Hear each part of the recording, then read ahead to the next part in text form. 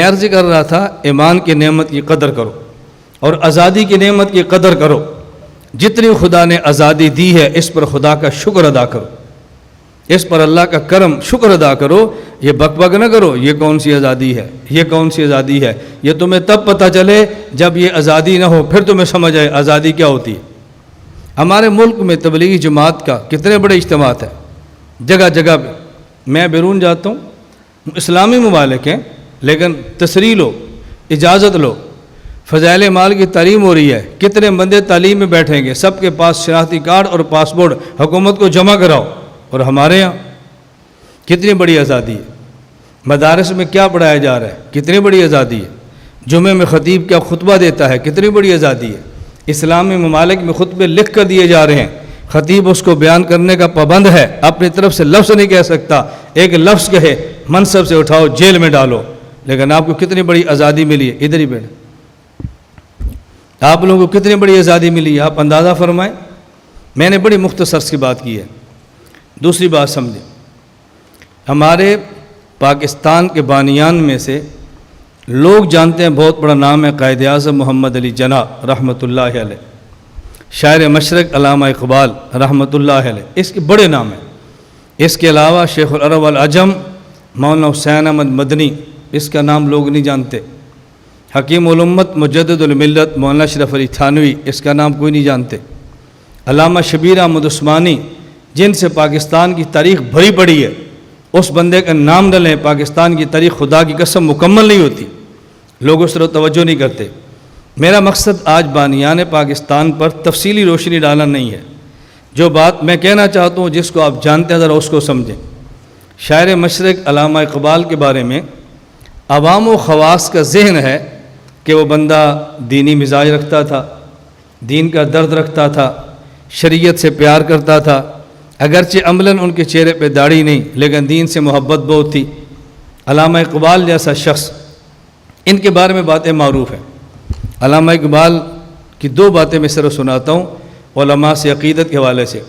علامہ اقبال کہتے ہیں کہ مجھ سے پوچھے اسلام حق مذہب ہے, تمہارے پاس دلیل کیا ہے؟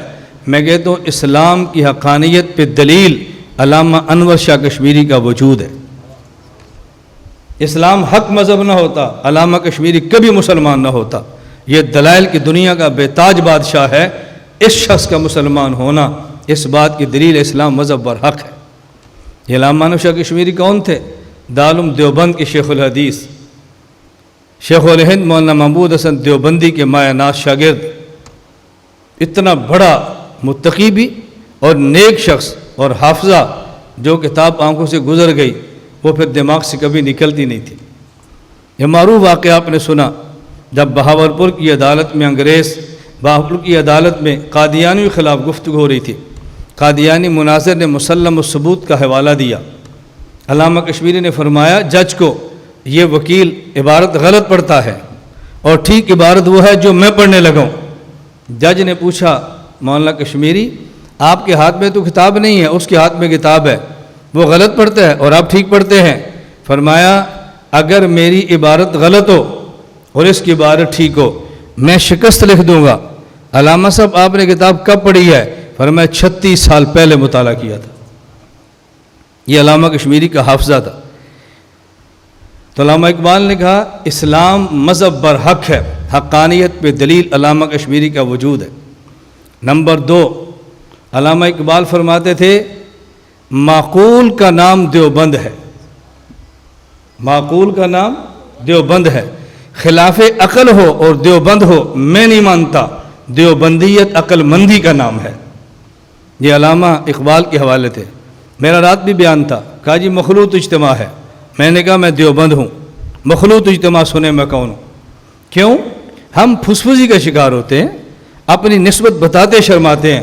میں نے کہا میں دیوبندی ہوں, آج میں سیرت پہ بات کروں گا, میں امام صاحب پہ بات کروں گا, دیوبند پہ بات کروں گا, پاکستان پہ بات کروں گا, پھر تم فیصلہ کرنا کہ دیوبند والے کون ہیں. اپنی نسبتیں چھپاؤ مت, اپنی نسبت کا اظہار کرو, اپنے اکابر کو تذکرے کرو, اکابر پر ہونے والے الزامات کو جوتی کے نوک پر رکھ کے اڑا دو. یہ کیا ہوا, تھوڑا سا اعتراض ہوتا پھسل جاؤ, یو ٹرن لے لو, بیک گیئر لگاؤ, ایسے کبھی نہیں ہوگا.